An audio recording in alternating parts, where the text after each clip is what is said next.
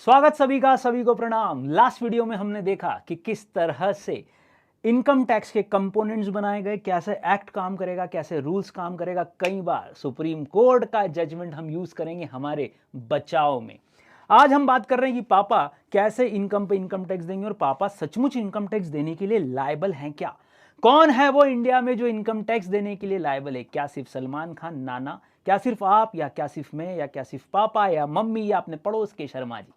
कैसे डिसाइड करेंगे कि नरेंद्र मोदी जी भी क्या टैक्स पे करने के लिए लायबल हैं? तो इनकम टैक्स एक्ट में सबसे इंपॉर्टेंट बात होती है दोस्तों कि कौन कौन लायबल है, क्योंकि जो लायबल है यार उसी से तो टैक्स वसूला जाएगा। लायबिलिटी आती है एक टर्म पे, एक शब्द पे। सबसे पहला टर्म जो हम देखते हैं वो है असेसी। क्या देखते हैं मालिक? असेसी। असेसी होना जरूरी है आपका। तो पापा से आज पूछें अगर अपन कि पापा आप टैक्स दोगे क्या, पापा बोलेंगे यार मैं असेसी होऊंगा ना अगर, तो जरूर दूंगा। इनकम टैक्स वर्ड सिर्फ असेसी पे चलता है। असेसी क्या होता है? चलो पहले हिंदी टर्मिनोलॉजी देख लेते हैं।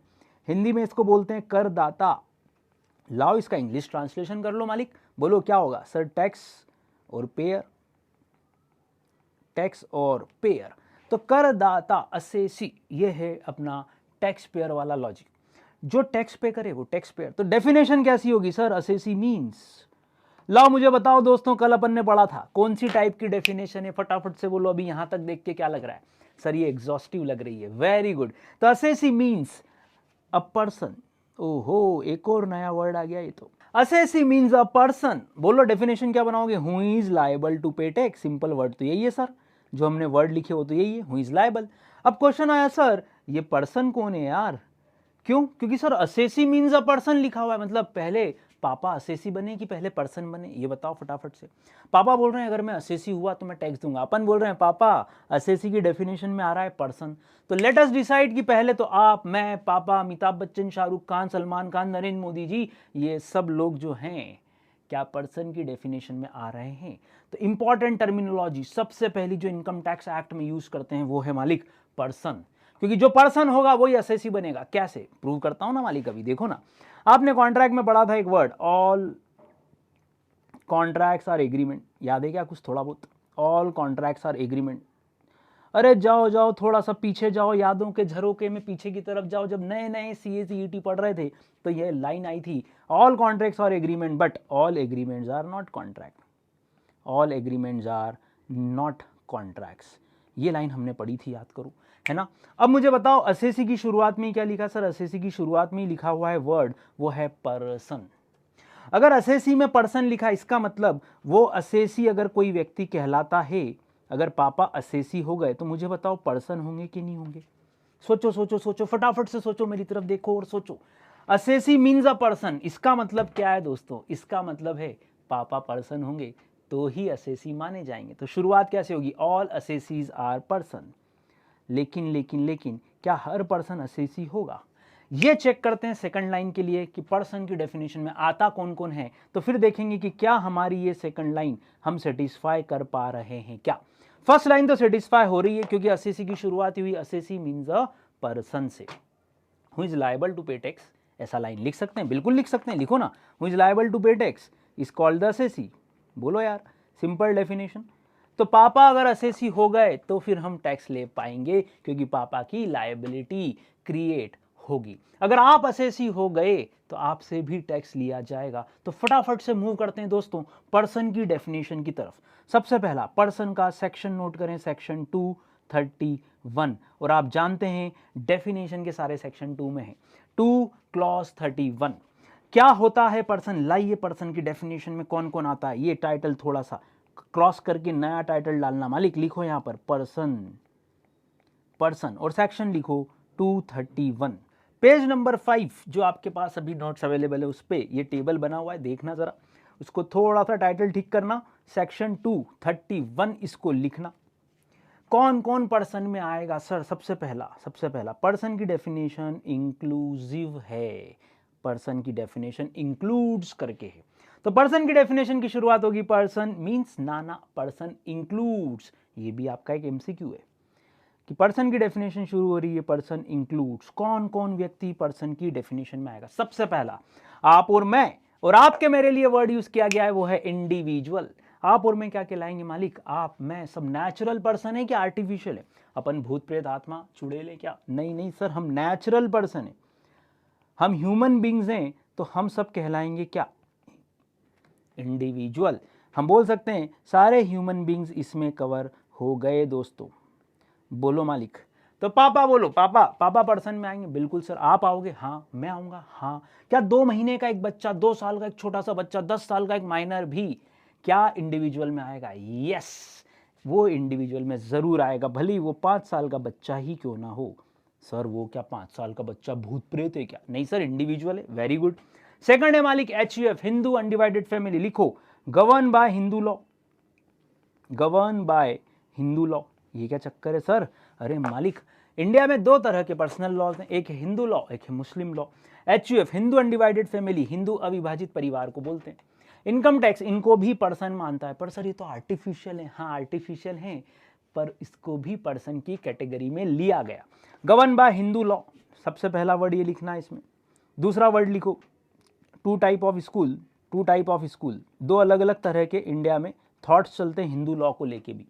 लिखो मिताक्षरा एंड दया भागा।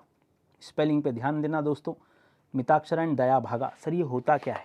इसका डिटेल्ड वर्जन तो बकायदा HUF के चैप्टर में आएगा जब हम पढ़ेंगे, लेकिन हाल फिलहाल छोटी सी एक बात मैं आपको यहाँ बता सकता हूँ, देखिए ध्यान से। हिंदू लॉ के तहत जो HUF बनाई जाती है उसका हेड कौन होता है दोस्तों? अपन सबको मालूम है कि कर्ता ही उसका हेड होता है, और जो भी परिवार में, जो भी उस फैमिली में किड आता है, बच्चा पैदा होता है, वो उस परिवार का सदस्य होता है। जैसे कि आप और मैं, जैसे ही हमने बर्थ लिया, पापा मम्मी ने ताली बजाई कि हाँ हमारा होनहार, हमारी लाडली आ गई, और आप हो गए उस परिवार के सदस्य। तो हम ध्यान रखना, अडॉप्टेड चाइल्ड को भी HUF में ही कवर करते हैं। और कौन कौन आता है HUF में सर? HUF में आपके दादाजी की जितनी जनरेशन है, लीनियरली असेंडेंट, जो हमारे पूर्वज है, जो हमारे ऊपर की जनरेशन है, जैसे कि पापा, पापा से ऊपर दादाजी, वो सब कॉमन एंसेस्टर, एक ही पूर्वज की संतान है। तो दादाजी के 2 लड़के पापा और चाचा, पापा की आपकी जनरेशन, चाचा की उनकी जनरेशन, ये सब एक ही HUF का हिस्सा मानी जाएंगी। और इसमें ध्यान रखना, वाइफ्स आती हैं तो मम्मी आएंगी, मम्मी आएंगी ना, पापा की वाइफ मम्मी, मम्मी आएंगी, चाचा की वाइफ चाची, वो भी आएंगी। और अनमैरिड डॉटर्स भी कवर्ड होती है, मैरिड नहीं, अनमैरिड डॉटर्स भी कवर होती है। 2 अलग अलग स्कूल्स हैं जो हिंदू लॉ को 2 अलग अलग तरह से गवर्न करते हैं, एक है मिताक्षरा, एक है दया भागा। डिफरेंस क्या है सर? दया भागा लगता है वेस्ट बंगाल और असम पे, दया भागा और मिताक्षरा में थोड़ा सा डिफरेंस है। ये जब पूरा HUF का चैप्टर पढ़ेंगे ना, तो वहां आपको ये डिफरेंस बहुत ज्यादा क्लियर होगा। हाल फिलहाल 2 बातें समझना है, दया भागा लगता है वेस्ट बंगाल और असम पे, जबकि मिताक्षरा लगता है टू होल ऑफ इंडिया। तो लिखो यहां पर, मिताक्षरा के आगे लिखो होल ऑफ इंडिया, और दया भागा के आगे लिखो West Bengal and Assam, WB and Assam, WB and Assam. बोलो मालिक, हाँ या ना? तो ये हो गया HUF। तो HUF को भी किसमें लिया गया? पर्सन की कैटेगरी में शामिल किया गया। तीसरा अपना सबसे फेवरेट मालिक, तीसरा अपना सबसे फेवरेट कंपनी, और कंपनी की डेफिनेशन दी है सेक्शन 217 में। कंपनी की डेफिनेशन इंक्लूड्स करके दी और इसमें शामिल किया सबसे पहले मालिक डोमेस्टिक कंपनी को। सबसे पहला लिखो डोमेस्टिक कंपनी। सर इस डोमेस्टिक में इंडियन कंपनी आ जाएगी क्या? अरे बिल्कुल आएगी, इंडियन को नहीं लेंगे तो क्या करेंगे, इंडियन तो लेनी पड़ेगी इस डोमेस्टिक में। साथ ही साथ लिखो फॉरेन, परदेसी, परदेसी है ना, फॉरेन वाली भी आ गई।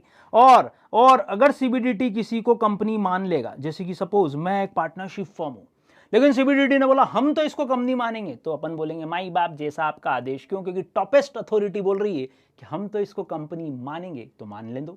अपन बोलेंगे CBDT क्यों, ऐसा क्यों कर रहे हो? CBDT बोल रही है हमारे पास रीजंस है, उसमें ज्यादा दखलंदाजी मत करो। हम अगर किसी को कंपनी बोल देंगे तो वो कंपनी में कवर होगा, तो कोई दिक्कत नहीं अपने को। अगर वो पार्टनरशिप से उठा के कंपनी में भी डाल दे तो चलने दो। तो कंपनी की डेफिनेशन में उन्होंने डोमेस्टिक कंपनी, फॉरेन कंपनी और CBDT जिसको कंपनी डिक्लेयर कर दे, लिखो डिक्लेयर्स एज अ कंपनी। जिस भी ऑर्गेनाइजेशन को CBDT कंपनी डिक्लेयर कर देगा तो उसके कुछ रीजंस होंगे ऑब्वियसली। कंपनी वाला जब हम ये चैप्टर पढ़ेंगे पूरा डिटेल्ड, तब और इसका वर्जन आएगा। हाल फिलहाल डेफिनेशन के 2 एलिमेंट हमारे लिए सफिशिएंट है। बोलो मालिक, पर्सन में कौन कौन आया सर? सबसे पहला तो पहला MCQ पर्सन का सेक्शन कौन सा है? बोलो कौन सा है? 231। पर्सन की डेफिनेशन कैसी है सर? ये इंक्लूसिव डेफिनेशन है। ये दूसरा MCQ। पर्सन में आता कौन कौन है? पहला आप और मैं इंडिविजुअल। दूसरा, पापा आएंगे ना, हाँ पापा भी आएंगे। दूसरा आर्टिफिशियल पर्सन, पहला वो है HUF, govern by Hindu law, करता उसका हेड होता है, ये आप सबको मालूम है। और दो अलग अलग थॉट ऑफ स्कूल हैं इंडिया में, मिताक्षरा और दया भागा। ये छोटा सा MCQ आपके मॉड्यूल में दिया है, इसीलिए आ सकता है। दोस्तों ध्यान रखना, मैंने वो चीज़ें ज़रूर कवर की है जो मॉड्यूल में है और जो मोस्टली लेक्चर में मिस हो जाती है। ICSI कई बार अपने मॉड्यूल के अंदर से पूछता है, अपन ने वो चीज़ यहाँ कवर कर ली। इसी तरह कंपनी की definition, it includes domestic company, foreign company और ऐसा कोई भी ऑर्गेनाइजेशन जिसको CBDT कंपनी के तौर पर डिक्लेयर कर दे। फोर्थ कैटेगरी ऑर्गेनाइजेशन की जो पर्सन में आती है वो है sir firm. Firm sir partnership firm आप सभी जानते हैं, इंडियन पार्टनरशिप एक्ट लगता है, ये भी हम जानते हैं। ध्यान रखना हमेशा फर्म वर्ड में क्या शामिल होगा, फर्म इंक्लूड्स LLP। लिख लो, फर्म वर्ड इंक्लूड्स LLP। बोलो LLP और फर्म में क्या अंतर है फटाफट से।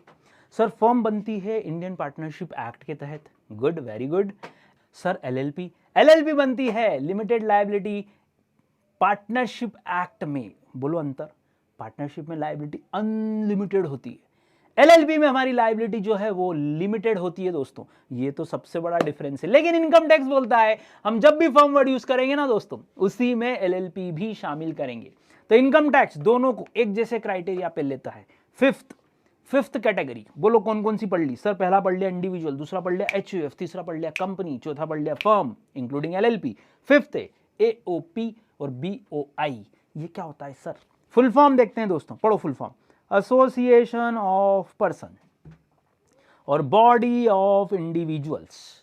लाओ मुझे बताओ, ये BOI में बॉडी ऑफ इंडिविजुअल्स में यहां लिखा है सिर्फ इंडिविजुअल्स, तो बता सकते हो इसमें बॉडी वर्ड और एसोसिएशन वर्ड क्या डिनोट करता है।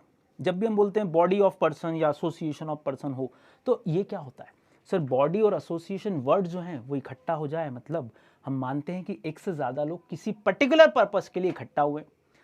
अब उस पर्पस में यहां सिर्फ इंडिविजुअल्स ही आएंगे क्या, देखना तो जरा, देखो ध्यान से, BOI लिखा हुआ है तो यहां सिर्फ इंडिविजुअल ही आएगा क्या, ध्यान से देखो जरा, ओनली इंडिविजुअल्स। यस, ऐसी ऑर्गेनाइजेशन जिसमें लोग इकट्ठा तो हुए लेकिन इकट्ठा होने वाले लोग कौन है, सिर्फ और सिर्फ इंडिविजुअल्स, मतलब नेचुरल पर्सन, आप और मैं। तो जैसे कि एक क्लब, बोलो क्लब बनाया, किस लिए बनाते हैं सर क्लब रिक्रिएशनल पर्पस इसीलिए होता है। उसमें कौन आएगा सर, कंपनी तो आके डांस करने से रही है ना, कंपनी तो जुम्बा करने से रही सर, वो तो लोग ही आएंगे, कोई सेंस है इस बात की? तो कॉमन पर्पस के लिए अगर लोग इकट्ठा हो तो इंडिविजुअल्स हो जाएं, तो बॉडी ऑफ इंडिविजुअल माना इनकम टैक्स ने।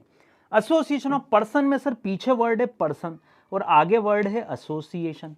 एसोसिएट होने का मतलब सर कमिंग टुगेदर, एसोसिएट का मतलब भी सर होता तो यही है। एसोसिएट वर्ड से अगर हम मीनिंग निकालेंगे तो क्या होगा sir, join together, coming together, कुछ लोग एक साथ आ रहे हैं। अच्छा, लोग एक साथ क्यों आते हैं यार दोस्तों, सर पर्पस एक होता है तो ही लोग इकट्ठा होते हैं, वरना लोग इकट्ठा नहीं होते। तो यहाँ लिखा है पर्सन, और आप किसकी डेफिनेशन पढ़ रहे हो मालिक, आप सर पढ़ी पर्सन की डेफिनेशन रहे हो। इसका मतलब इस एसोसिएशन में क्या इंडिविजुअल भी आ सकता है, क्या HUF भी आ सकता है, क्या कंपनी भी आ सकती है, क्या फर्म भी आ सकता है। सोचो, लेट्स थिंक, बोलो मालिक, बोलो भैया, हाँ या ना। यस, जब हम बोलते हैं एसोसिएशन ऑफ पर्सन्स बोल दिया अगर हमने ये पर्सन्स, तो मालिक इस पर्सन वाले पार्ट पे नॉन इंडिविजुअल भी आएगा। देखो यहां कौन कौन आ सकता है सर, यहाँ इंडिविजुअल भी आ सकता है, HUF भी आ सकता है, कंपनी भी हो सकती है, मेंबर बिल्कुल हो सकती है। जबकि बॉडी ऑफ इंडिविजुअल में लिखा ही क्या था, सिर्फ और सिर्फ इंडिविजुअल्स ही कवर होंगे।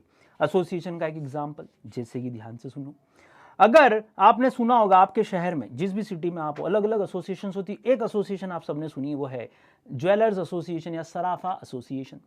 अब उस सराफा एसोसिएशन में कौन लोग होते हैं सर, जितने भी उस शहर के ज्वेलर्स हैं वो होते हैं। लेकिन क्या उसमें कंपनी नहीं हो सकती, क्या उसमें कोई कंपनी मेंबर नहीं होगी उस एसोसिएशन में, ज्वेलर्स की एसोसिएशन है सर, हो सकती है। क्या कोई पार्टनरशिप फर्म उसकी एसोसिएशन की मेंबर नहीं हो सकती जो बिजनेस कर रही है सर, वो भी हो सकती है। क्या एक इंडिविजुअल भी हो सकता है, यस दोस्तों। कोई इंडस्ट्रियल एसोसिएशन है, जैसे इंदौर के पास पीथमपुर इंडस्ट्रियल एसोसिएशन है, अब उसमें जितने लोगों ने इंडस्ट्री डाली ना उस एरिया में, नाम ही इंडस्ट्रियल एसोसिएशन है, वो सब उस एसोसिएशन से जुड़ गए। अब मुझे बताओ कि क्या वहां पर कोई इंडिविजुअल फैक्ट्री नहीं डाल सकता, या क्या वहां पर कोई कंपनी फैक्ट्री नहीं डाल सकती, या कोई पार्टनरशिप या LLP फैक्ट्री नहीं डाल सकती सर, फैक्ट्री तो कोई भी ओपन कर सकता है, बिजनेस कोई भी ओपन कर सकता है। तो इस तरह की एसोसिएशन में जहां पर क्या इंक्लूड हो जाए, इंडिविजुअल भी हो, आपकी पार्टनरशिप भी हो, उसको हम बोलेंगे AOP। तो ये डिफरेंस छोटा सा ध्यान रखना। हालांकि इनकम टैक्स इसको ऑब्लिक करके लिखता है कि आप भले AOP में आओ कि BOI में आओ, पर्सन की कैटेगरी में तो हम आपको शामिल जरूर करेंगे। तो सर फिर डिफरेंस क्या? देखो पहला डिफरेंस यहां पर AOP में इंडिविजुअल के अलावा भी लोग हो सकते हैं, जबकि बॉडी ऑफ इंडिविजुअल्स में BOI में सिर्फ और सिर्फ इंडिविजुअल्स ही ग्रुप का हिस्सा बनेंगे।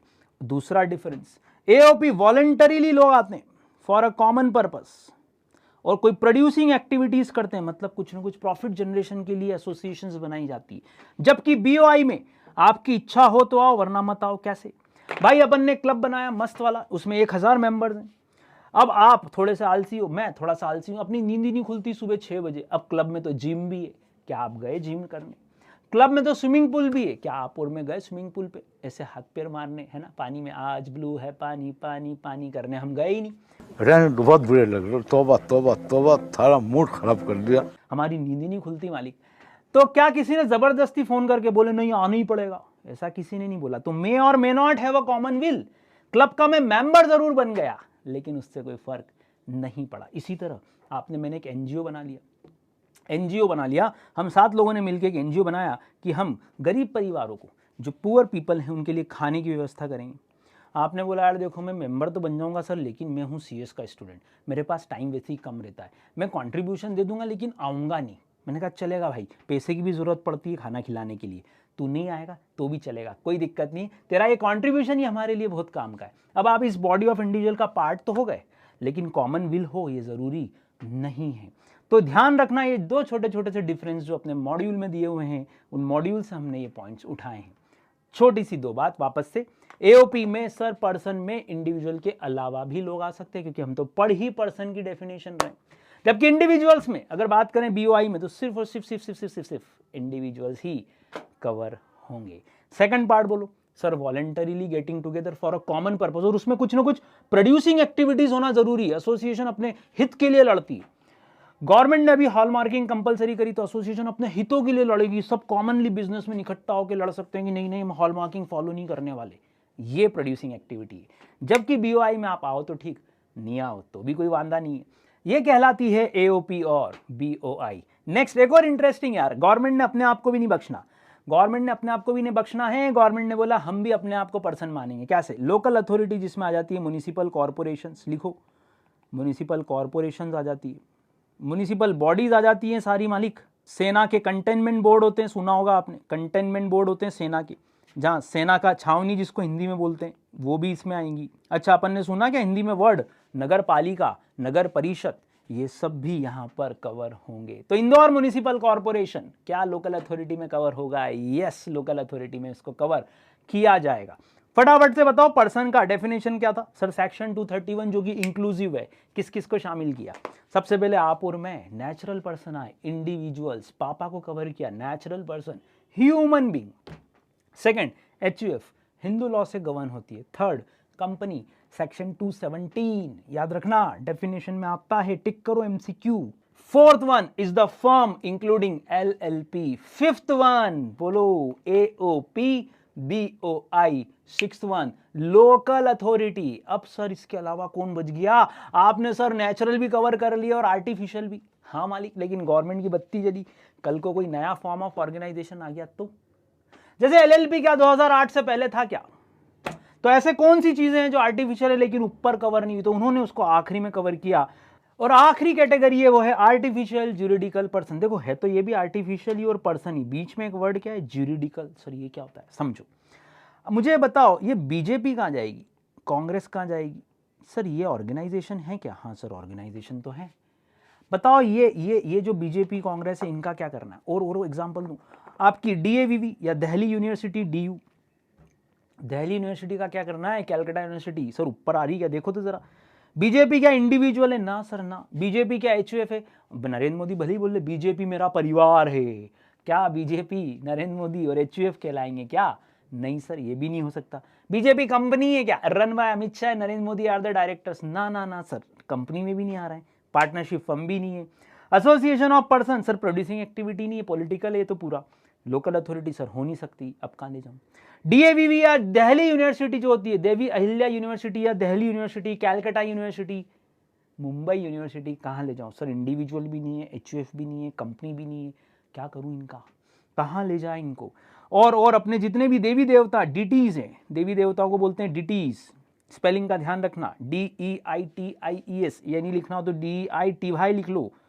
क्या सारे देवी देवता भी कवर करे हैं इनकम टैक्स ने?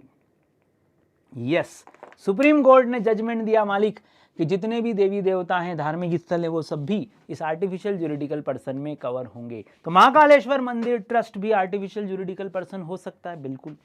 सर अपन इसका क्या करेंगे, बीइंग ह्यूमन का, इसको कहाँ ले जाऊँ मैं, बीइंग ह्यूमन? सर अगर ऊपर की कहीं कैटेगरी में आ जाए, जैसे BOI में आ जाए तो बात अलग है, वरना इसको भी आर्टिफिशियल जुरिडिकल पर्सन में ही ले जाएंगे। ऐसा क्यों सर, इनको क्यों ले रहे हैं अपन, बीजेपी, कांग्रेस, दिल्ली यूनिवर्सिटी? समझो भैया, आपने और मैंने सोचा चलो देश में बहुत भ्रष्टाचार है, कुछ करने का है अपने को, और यंग लोग ही करेंगे जैसे कि आप और मैं। क्या किया जाए, हमने पॉलिटिकल पार्टी बना ली है ना, अफलातून पॉलिटिकल पार्टी, APP, है ना। क्या अपन ऐसी पॉलिटिकल पार्टी बना लेते हैं? ना ना ना ना ना, पॉलिटिकल पार्टी बनाने से पहले आपको अपना एक रजिस्ट्रेशन ऑब्टेन करना पड़ता है पीपल्स रिप्रेजेंटेटिव एक्ट में। पीपल्स रिप्रेजेंटेटिव एक्ट में मैंने अपने घर के बाहर एक बोर्ड टांग दिया, चेतन्स लव यूनिवर्सिटी, है ना।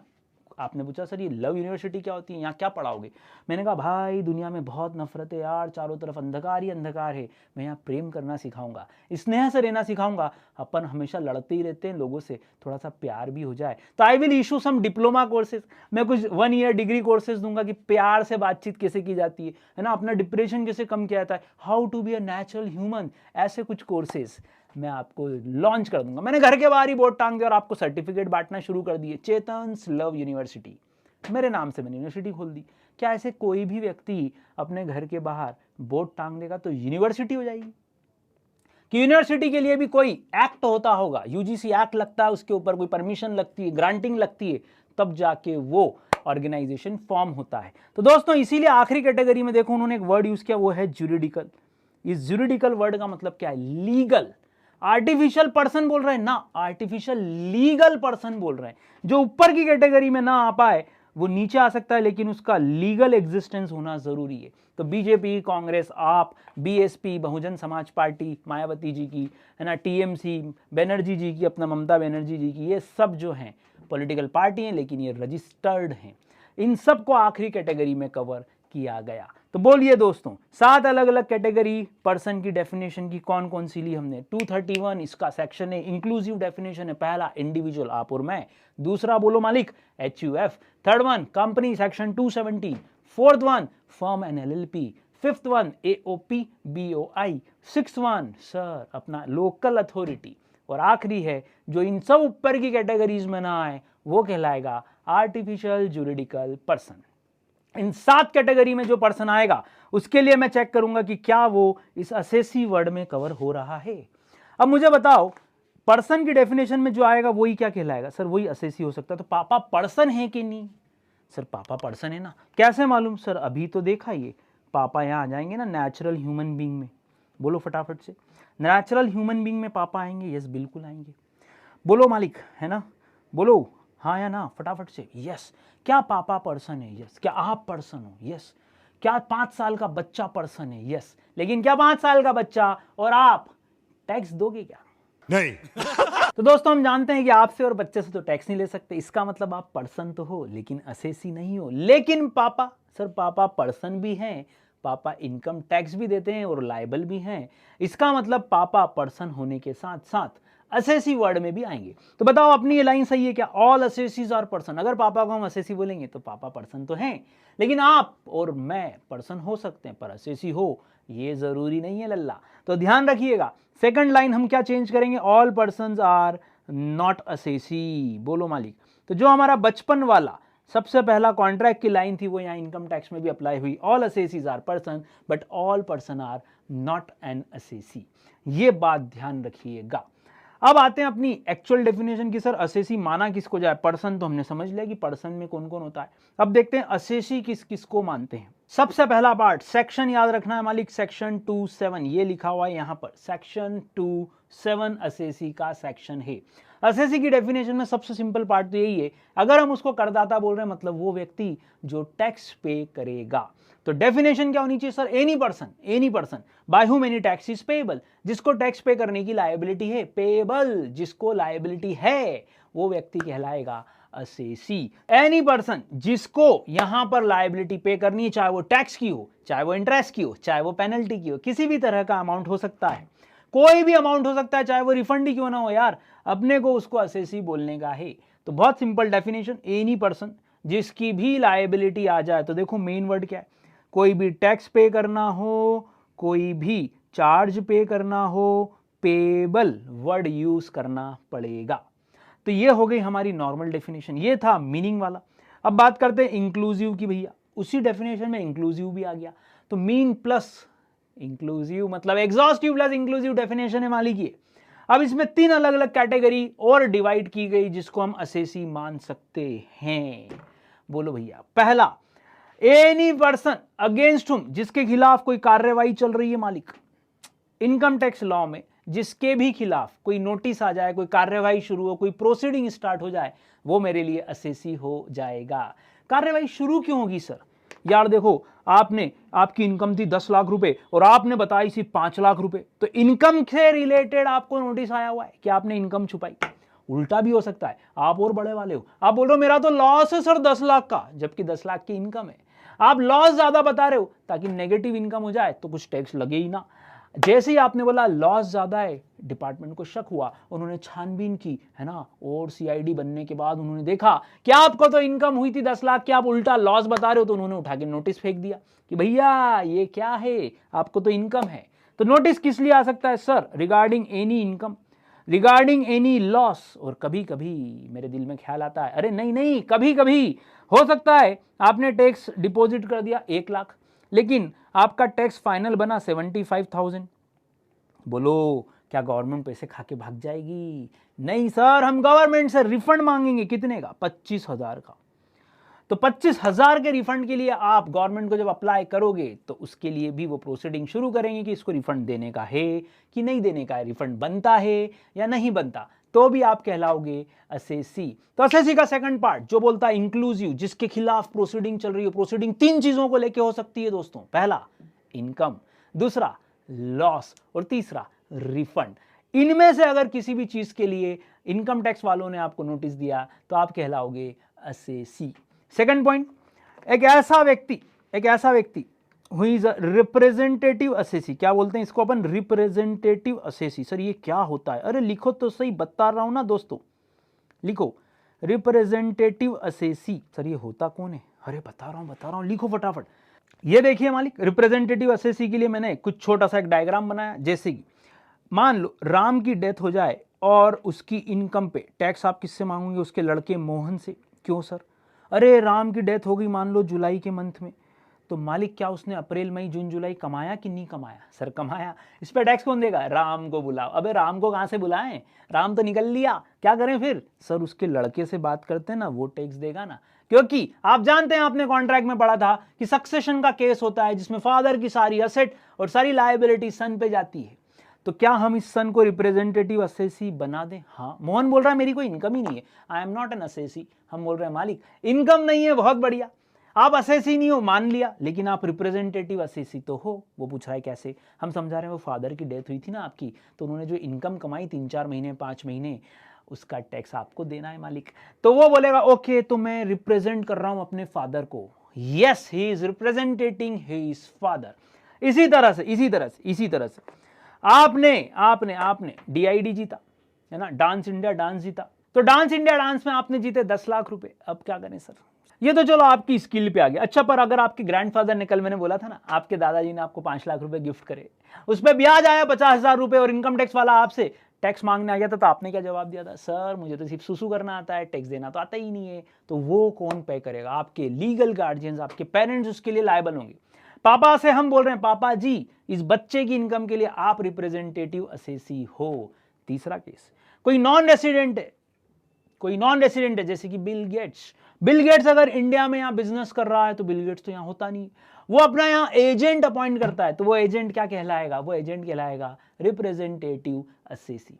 इंडिया में नरेंद्र मोदी जी जब इंडिया के बाहर जाते हैं दोस्तों, वो किसको रिप्रेजेंट करते हैं, सर इंडिया को। तो नरेंद्र मोदी जी अच्छे कपड़े पहन के जाएं कि फटे हाल जाएं पाकिस्तान की तरह, नहीं सर, सबसे बढ़िया सूट दो उनको ताकि वो पहने और इंडिया को रिप्रेजेंट कर रहे हैं, तो इंडिया की रेपुटेशन का सवाल है। तो वो हो गए रिप्रेजेंटेटिव असेसी। मीनिंग क्या होगा रिप्रेजेंटेटिव असेसी का, a person who is accessible for another's income, किसी और की इनकम के लिए आपको अभी असेसी मान रहे हैं, आपको असेस कर रहे हैं, आपका कैलकुलेशन शुरू कर रहे हैं, आपका कैलकुलेशन करना चाह रहे हैं टैक्स का, तो माना जाएगा आप रिप्रेजेंटेटिव असेसी हो। और तीसरी कैटेगरी लाओ यहां लिख लो पहले, तो who is a representative assessee, इसमें अपन सिंपल लिखेंगे फॉर अनदर्स इनकम, लिखो भैया for another's income, for another's income, किसी और की इनकम के लिए आपसे टैक्स कैलकुलेट करवाया जा रहा है, तो आप कहलाओगे रिप्रेजेंटेटिव असेसी। और तीसरा, any person who is assessee in default. अरे सर ये क्या चक्कर है, अब लो बताओ इन डिफॉल्ट का मतलब क्या होता है। इन डिफॉल्ट, सर कुछ गलती करी हमने, जैसे कि रेड सिग्नल में अपन गाड़ी निकाल जाए तो अपन क्या माने जाते हैं, इन डिफॉल्ट है sir upon. Assessee in default किसको बोल रहे हैं सर, इसका मतलब सिंपल सोबर ये बनता है कि कोई ना कोई लॉ में आपने गलती की, टैक्सेशन लॉज में कुछ ना कुछ तो लोचा किया है आपने।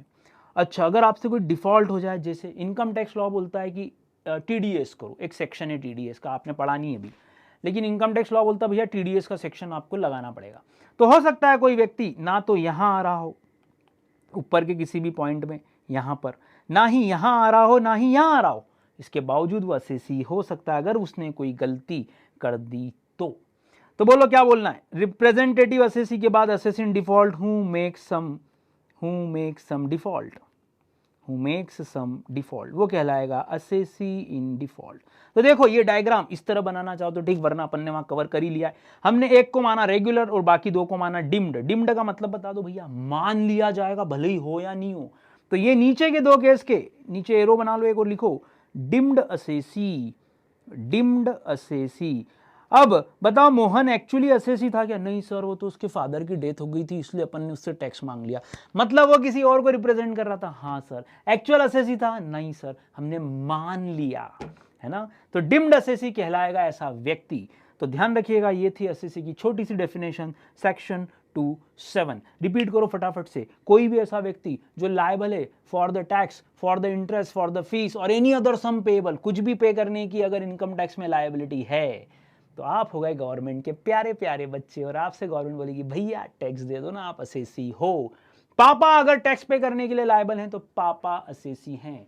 पापा के अगेंस्ट मान लो कोई प्रोसीडिंग शुरू हो गई इनकम से रिलेटेड, लॉस से रिलेटेड, तो भी पापा असेसी हैं। पापा यदि आपकी इनकम को रिप्रेजेंट कर रहे हैं तो भी पापा असेसी हैं। और अगर पापा से कोई डिफॉल्ट हो गया, कोई सेक्शन उन्होंने तोड़ दिया इनकम टैक्स का, तो भी पापा को असेसी माना जाएगा। तो ध्यान रखिएगा ये था सेक्शन 27 असेसी वर्ड के लिए। नेक्स्ट पार्ट जो हम कवर कर रहे हैं मालिक कि पापा से हमने बोला पापा यार आप असेसी हो। पापा बोल रहे हैं कैसे, आपने प्रूव करा कि पापा की टैक्स लायबिलिटी बनती है, पापा इनकम अर्न कर रहे हैं। तो पापा ने बोला ओके ले लो कितना टैक्स है। पापा से अपन मांग रहे हैं कि पापा एक काम करो मत दो, अब रोज रोज कहाँ दोगे, एक काम करो आप तो 5 साल में एक बार देना। जैसे 5 साल में एक बार चुनाव होते हैं, 5 साल में एक बार सरकार चुनी जाती है, क्या हम 5 साल में एक बार टैक्स देंगे? सर क्या लग रहा है पापा की 5 साल की इनकम एक साथ कैलकुलेट करके टैक्स लें कि हर साल लें? बोलो गवर्नमेंट को टैक्स हर साल चाहिए कि 5 साल में एक बार? सर पर्सन से टैक्स तो बार बार चाहिए अपने को, असेसी से तो, है ना, पर्सन और असेसी से टैक्स तो चाहिए। गवर्नमेंट अगर 5 साल में एक बार टैक्स लेगी तो क्या देश का भला होगा? नहीं सर 5 साल अपन भी एक साथ देंगे तो दिक्कत हो जाएगी। कैसा कैलकुलेशन करें? हर साल का ले लो ना। कौन सा साल ले मालिक, कैलेंडर ईयर की financial year? Sir financial year लेना हमेशा बेटर होता है। तो ध्यान रखना पापा से बोलेंगे कि हम आपकी एक फाइनेंशियल ईयर की इनकम कैलकुलेट करेंगे। अच्छा मुझे बताओ इनकम टैक्स ने फाइनेंशियल ईयर की जगह नया वर्ड दिया, इसको बताओ, ध्यान रखना क्या बोलना पड़ेगा। बोलो बोलो बोलो मेरे साथ, प्रीवियस ईयर। हिंदी में इसको बोलते हैं गत वर्ष, मतलब पिछला। क्या करें सर, पहले इनकम कमाएं कि पहले टैक्स दें? सर पहले इनकम कमा लो। तो वो जो इनकम कमाओगे क्या 5 साल में एक बार टैक्स दोगे? नहीं नहीं सर, हर साल गवर्नमेंट टैक्स ले ले, वो ज्यादा बेटर है। पहले अर्न कर लो ड्यूरिंग द ईयर। मुझे बताओ टैक्स कब दोगे? मान लो तुम्हारा अभी फाइनेंस एक्ट चल रहा है 2020, मैंने आपको बताया, और आपका प्रीवियस ईयर भी चल रहा है, वो चल रहा है 2021, है ना। 20 से शुरू होगा, 21 पे एंड होगा। तो ये शुरुआत कब होती है? सर 1 अप्रैल 2020 को। और ये एंड कब होगा सर 31 मार्च 2021 को। अब मुझे बताओ कि 31 मार्च 2021 की शाम को क्या आप हाथों हाथ ही गवर्नमेंट को टैक्स दे दोगे यहाँ पे बिल्कुल इमीडिएटली? ऐसा हो पाएगा क्या सर? ऐसा तो नहीं हो पाएगा। क्या करें सर? टैक्स तो अगली तारीख को ही दे पाएंगे अपन, 1 अप्रैल 2021 से ही कैलकुलेशन करेंगे। 31 मार्च की शाम को तो मैं बुक्स ऑफ अकाउंट क्लोज करूंगा, सारे एडजस्टमेंट होंगे, सारी एंट्रीज होंगी और अगले दिन कैलकुलेट करूंगा। तो आप पहले क्या करोगे सर? पहले हम अर्न करेंगे और फिर क्या करोगे सर? बाद में हम उस इनकम पे क्या कैलकुलेट करेंगे? क्या कैलकुलेट करेंगे सर? टैक्स कैलकुलेट करेंगे। ये जो टैक्स कैलकुलेट करते हो इसको अच्छे वर्ड में बोला जाता है असेस करना, टैक्स का असेस करना। और असेसमेंट वर्ड से बना ईयर कि ये कहलाएगा आपका असेसमेंट ईयर। कौन सा साल सर? जिस साल हम टैक्स का कैलकुलेशन करें और टैक्स को फिर पे करेंगे। बोलो दादा फटाफट से, पहले कमाएं कि पहले टैक्स दें? सर पहले कमा लें। जो कमाओगे उस ईयर को क्या बोलेंगे सर? प्रीवियस ईयर, गत वर्ष, फाइनेंशियल ईयर भी बोल सकते हैं सिंपल भाषा में।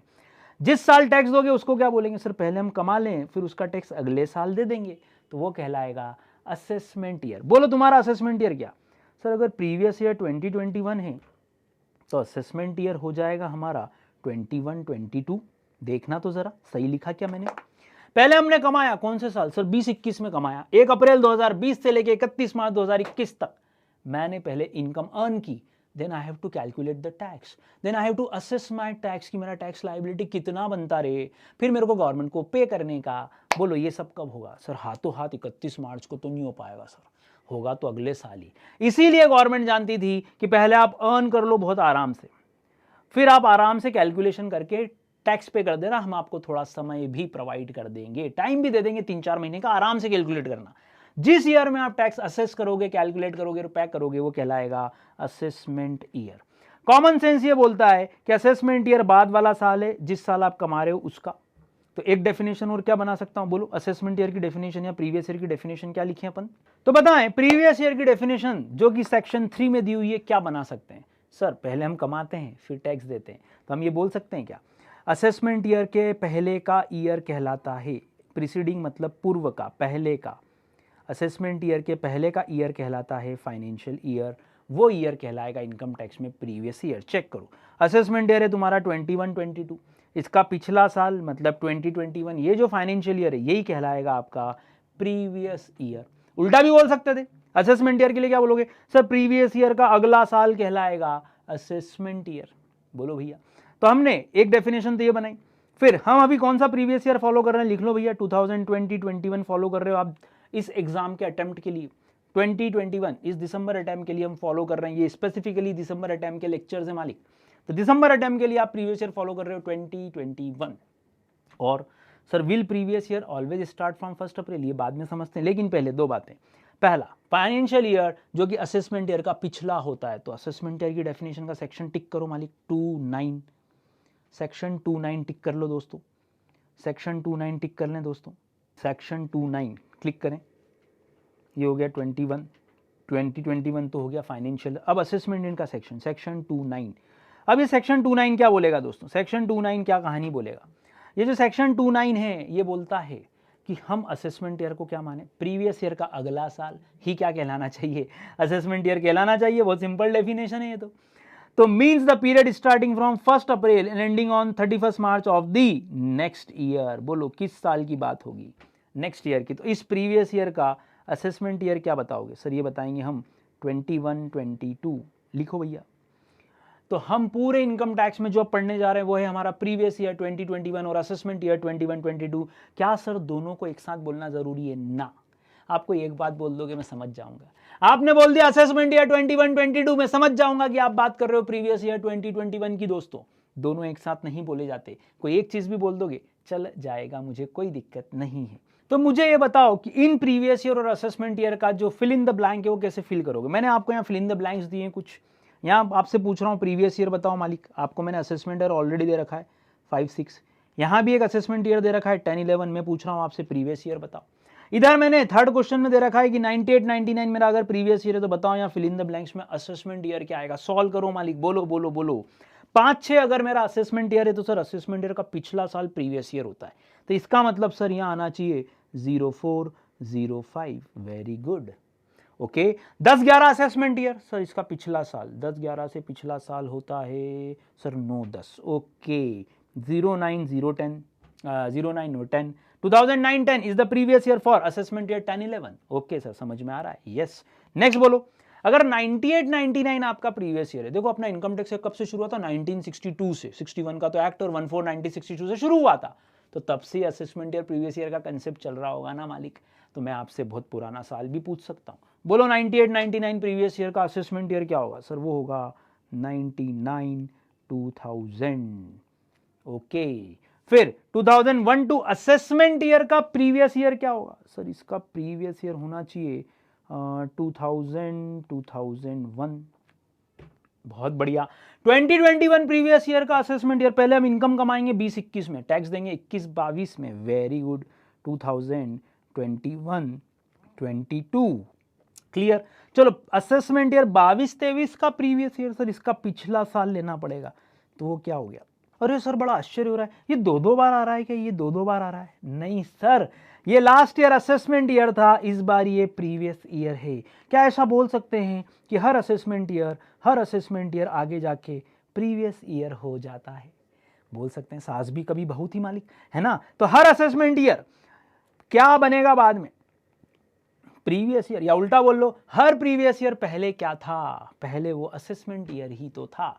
बताएं क्या प्रीवियस ईयर असेसमेंट ईयर समझ में आया, यस 5 बात समझ में आ रही है हमको, बोलते जाओ। प्रीवियस ईयर अभी आपका है 2021, एक साल जिसमें हम पहले क्या करेंगे, पहले कमाएं कि पहले टैक्स दें, बोलो फटाफट से, पहले कमाएं कि पहले टैक्स दें सर, पहले कमा लो ना, उसके बाद ही टैक्स दे पाओगे, पहले से कैसे दे दोगे, पहले अर्निंग तो कैलकुलेट करें हम पापा की, कितने साल की, 1 साल 2 साल 3 साल सर, फाइनेंशियल ईयर जिसको हम प्रीवियस ईयर बोल रहे हैं, एक फाइनेंशियल ईयर, उसका टैक्स जाएगा आपके असेसमेंट ईयर में।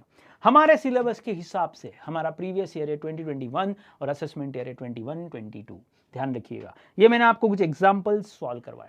अब अगला क्वेश्चन जो है वो है कि हम प्रीवियस ईयर अगर 1 अप्रैल से मानते हैं तो क्या हमेशा 1 अप्रैल से ही शुरू होगा, एक तो ये क्वेश्चन है।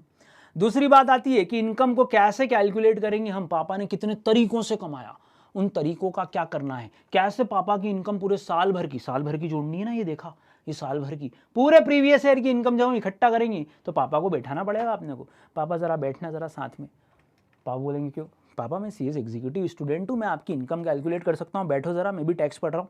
पापा से इनकम की डिटेल कैसे लेंगे और कैसे बता पाएंगे कि पापा जी आपकी इतनी इतनी इनकम हो रही है और इतना इतना टैक्स बन रहा है। नेक्स्ट वीडियो में यही हम सीखने वाले हैं कि क्या हर बार प्रीवियस ईयर 12 महीने का ही होगा, अभी तो दिख रहा है 1 अप्रैल से 31 मार्च सर 12 महीने होते हैं, लेकिन क्या हर साल ऐसा ही होगा, और कैसे पापा की इनकम को हम डिवाइड करके उनको इनकम बता पाएंगे। मिलते हैं नेक्स्ट वीडियो में दोस्तों, बहुत इंटरेस्टिंग पार्ट है, अगला वीडियो से आपका प्रैक्टिकल पार्ट भी शुरू हो जाएगा। राधे राधे।